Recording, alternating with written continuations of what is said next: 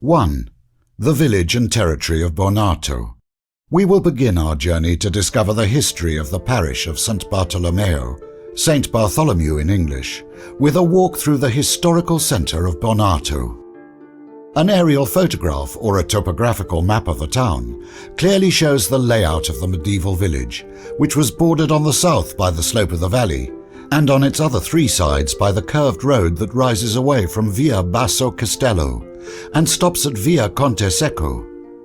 The settlement began as a ricetto, a type of temporary defensive castle, one of many built in the hills of Franciacorta, starting in the 1100s and 1200s up until the 15th century, and was built as a joint initiative of powerful local families and nearby communities.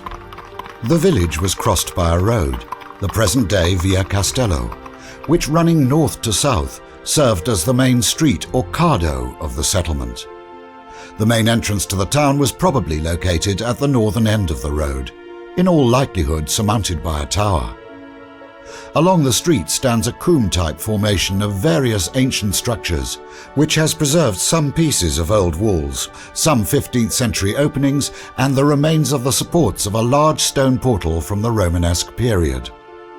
Near the middle of the street is the entrance to the Zepini Colonnelli house, marked by an opening in the centre, bordered by Sarnico stone with the date 1700 engraved on the keystone. The protective shelter was no longer necessary after the mid-15th century, when the Peace of Lodi in 1454 permanently transferred the territory of Brescia and Bergamo to the Venetian mainland holdings. The greater social and political stability led to the abandonment of the ancient fortified sites and their conversion into agricultural residences. In the late 15th century, the Bonatti family constructed two important buildings outside the old castrum, a luxury residence rich in structural and decorative elements in the wide street of Basso Castello, and a round tower crowned with elaborate terracotta friezes and trefoil arches to adorn the Villa Monterossa.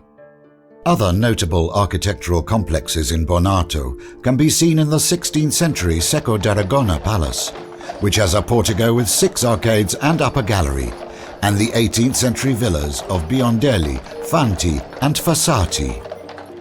Going past the facade which overlooks the road, while admiring the view to the south and the ancient walls of the castle, we come to the 13th century Bonatti fortress.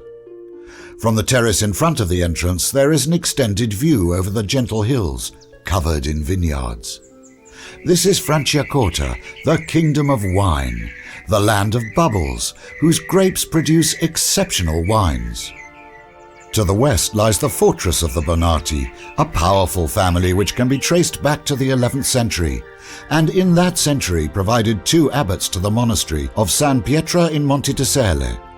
The manor was built in the 13th century, probably by Inverardo or Everardo Bonatti, who took advantage of a period of decline of the rural village to occupy a part of the interior of the castrum and build the home for himself and his family.